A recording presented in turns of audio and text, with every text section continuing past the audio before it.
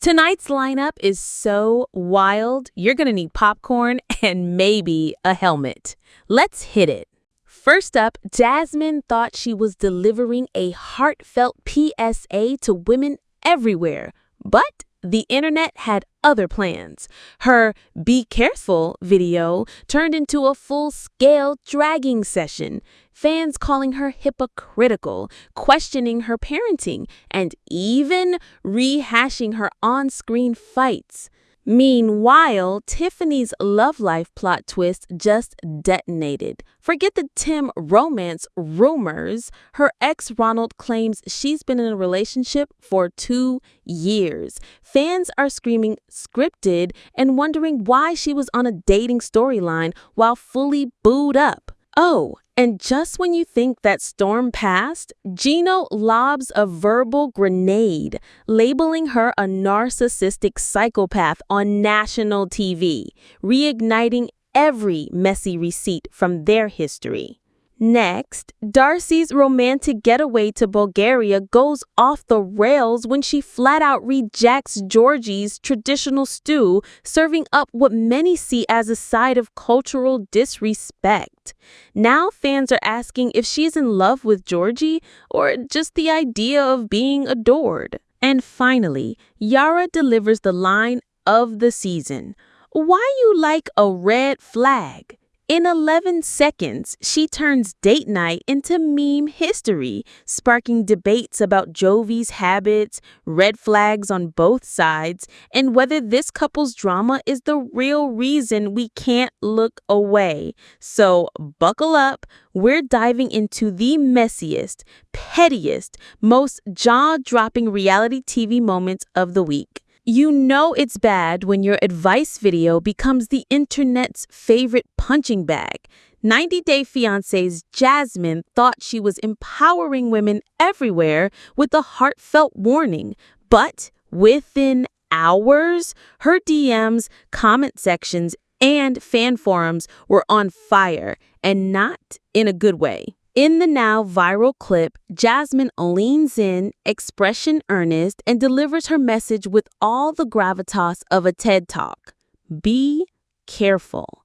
She's poised, she's polished, she's clearly aiming for wise mentor energy, but instead of nodding along, viewers went straight for the jugular. The comment avalanche started instantly. Some fans wasted no time telling her to take her own advice, specifically to stay away from Gino. Others, dripping with sarcasm, quipped things like, "Be careful, unless you're on TV, then do whatever for drama," or "Thanks, Dr. Hypocrisy. Go home, Jasmine. Take care of your kids." Then came the deeper criticisms. A sizable chunk of the audience took aim at her personal life, pointing to her absence from her children in Panama. Critics framed her Instagram lifestyle, luxury outfits, glamorous getaways, constant posting as proof she's out of touch and playing influencer instead of focusing on family. Others pulled receipts from the show, resurfacing scenes where she lashed out at castmates, especially Natalie. Fans labeled her behavior as tacky and manipulative, with a few not shying away from harsher words like abusive. One viral Reddit thread even stitched together clips of Jasmine's most dramatic outburst, sarcastically titled, "The Mentor We All Needed." And while some of the shade stayed on topic, plenty of it got personal. Theories about new cosmetic procedures, comments about exaggerated mannerisms, and even unkind jabs at her facial expressions made the rounds. It wasn't all negativity, though. It just felt like it. A smaller group of defenders emerged, arguing that bringing her kids into the discussion was unfair. They reminded others that in many cultures, children often stay with extended family while parents work abroad. But in the noise of the backlash, those voices were drowned out. Fans aren't just watching, they're keeping score. And right now, it's less Team Jasmine or Team Gino and more Team this relationship should have ended 3 seasons ago. Stick around, because just when you think this week's tea can't get any hotter, it does.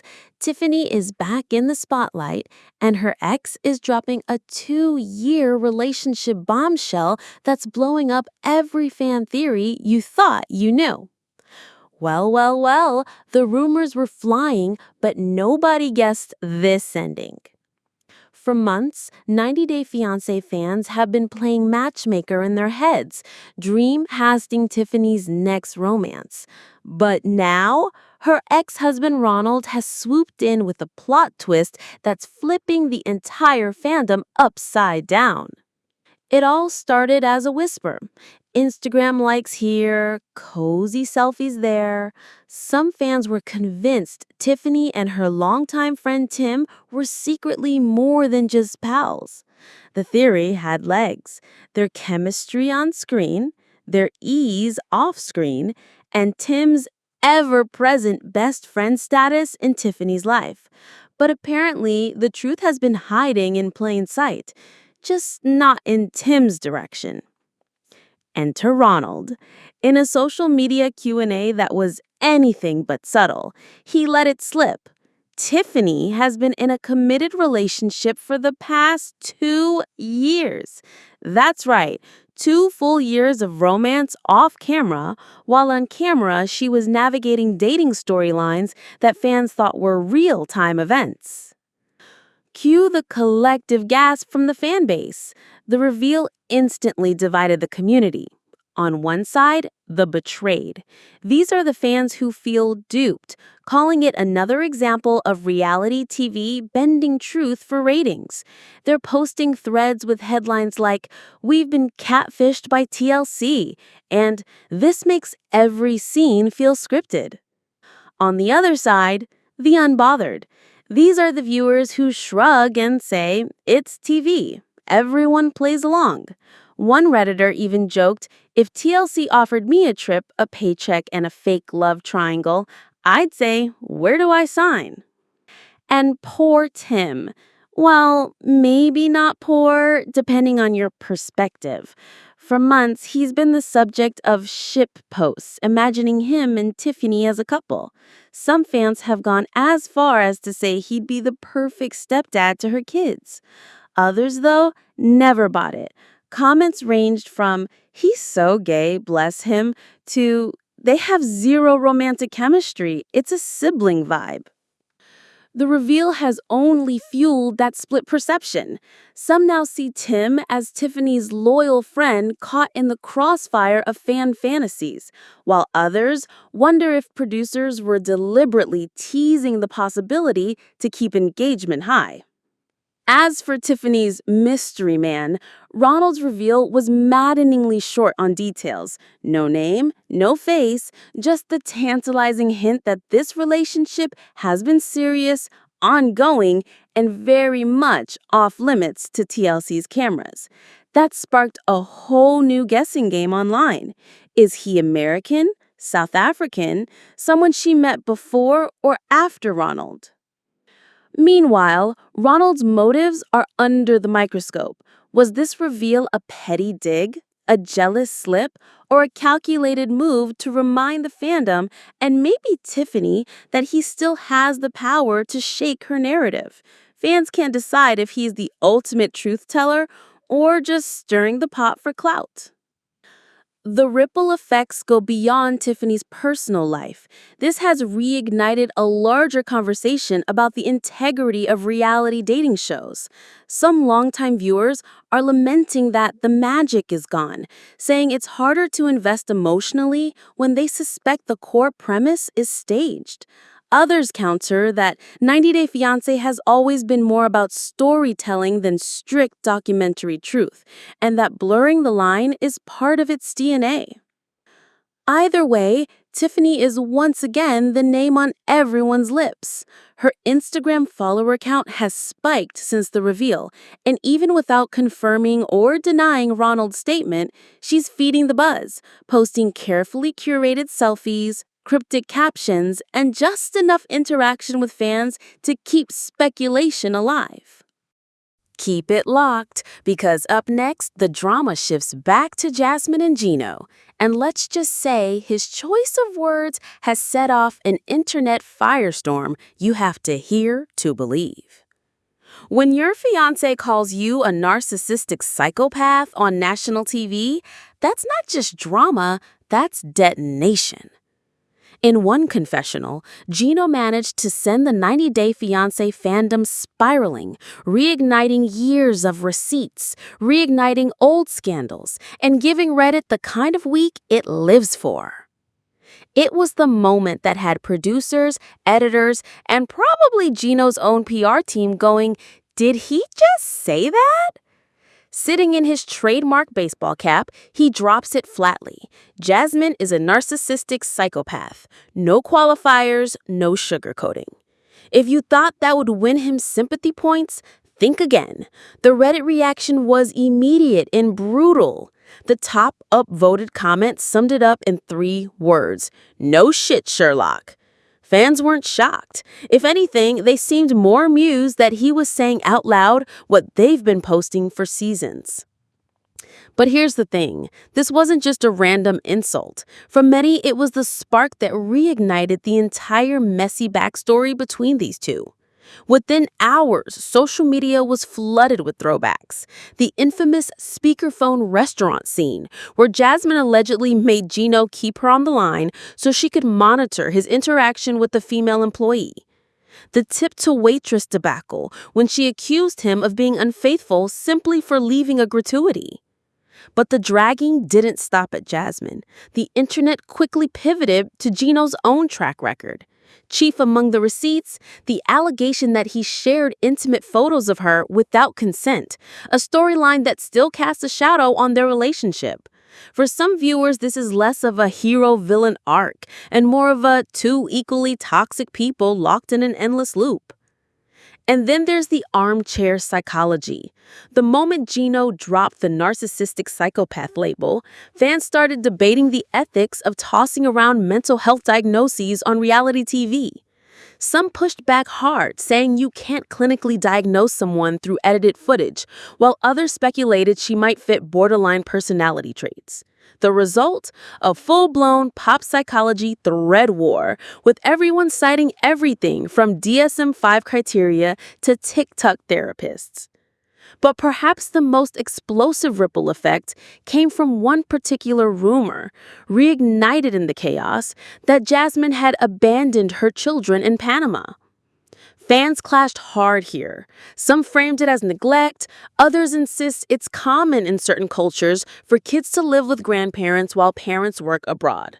And of course, there's the TLC conspiracy theory crowd, who believe the whole thing is a scripted element designed to make her seem more selfish. Right now, fan sentiment is less of pick a side and more of these two deserve each other. And for reality TV producers, that might just be the perfect formula for keeping them on our screens. Don't touch that dial, because up next, we're hopping from psychological warfare to cultural cringe. Darcy's romantic getaway to Bulgaria just crashed and burned. And wait until you see how one bowl of stew turned into a full-blown relationship meltdown. Darcy's trip to Bulgaria with Georgie was supposed to be a fairy tale, romance, adventure, and maybe even a little healing. Instead, it's become one of the most painfully awkward chapters in 90-day history. It started innocently enough. Georgie, glowing with pride, wanted to introduce Darcy to one of his favorite traditional dishes, a rich, aromatic stew that's been in his family for generations. For him, it was more than just food. It was heritage on a plate, a connection to home, and a gesture of intimacy. But the second the bowl landed in front of her, Darcy's face told the whole story. A tight smile, a slow lean back, and then that look. Equal parts horror and confusion. Viewers swear you can pinpoint the exact moment her walls went up. Instead of even a polite nibble, she recoiled, making it clear she wasn't touching anything with tripe or stomach lining. For Georgie, it wasn't just a food snub, it was a personal rejection. Fans could see his body language shift, his shoulders dropping, the sparkle in his eyes dimming. This was supposed to be a shared cultural moment, the kind you cherish. Instead, it landed like a slap. And social media? Oh, they had thoughts. Twitter lit up with comments like, "It's one thing to not eat it. It's another to make a face like you're smelling garbage." Girl, you've been in relationships for decades. You don't disrespect the family dish. Longtime fans weren't surprised. Many have said for years that Darcy's emotional bandwidth seems to collapse the second she's uncomfortable. Critics pointed to her need for constant compliments, her habit of making everything about herself, and her inability to adapt outside her comfort zone. One Reddit thread, bluntly titled, "Darcy Will Never Survive Bulgaria," racked up thousands of comments dissecting the moment frame by frame. Of course, not everyone piled on Darcy. A few viewers admitted they wouldn't touch Tripe Eater and argued that she had a right to pass. But even those defenders often added that there are ways to decline without making it awkward, and that in relationships, moments like these matter far beyond the meal. Then came the speculation about Georgie's role in all this. Was he blindsided by her reaction, or did he already know she might not be receptive and push it anyway, hoping for TV gold? Some think he stays with her for the fame, the financial boost, or the sheer chaos she brings. Others believe he genuinely wants her to embrace his world, and that this was a turning point in realizing she might never fully do that. Right now, the fandom is split between cringing for Georgie and shaking their heads at Darcy. But one thing's for sure, this stew scene has cemented itself as an instant classic in the Cultural Disconnect Hall of Fame. And just when you think the week's drama can't get any more delicious, it does. Yara delivers one of the sharpest one-liners in 90-day history, calling out a red flag in a way that's already meme royalty. Yara's now iconic "why you like a red flag" moment isn't just a sassy one-liner. It's the 11-second clip currently taking over TikTok, Instagram, and every 90-day fan form in existence. It happens in a flash. Music pounding, cameras rolling, Yara turns to Jovi with a look that's half curiosity, half accusation, and drops it. "Why you like a red flag?" It's reality TV perfection, witty, pointed, and just messy enough to get everyone talking. The clip is making social media rounds faster than a spoiler leak. Fans are looping it into reaction memes, pairing it with captions like, "Me to my friend's new boyfriend," and "when your ex texts you at 2 a.m." But behind the humor lies years of layered relationship baggage that make this one-liner hit harder than it seems. For longtime viewers, this isn't just banter. It's a callback to a relationship arc defined by Jovi's habits: the drinking, the strip clubs, the late nights, and the sometimes questionable respect towards Yara.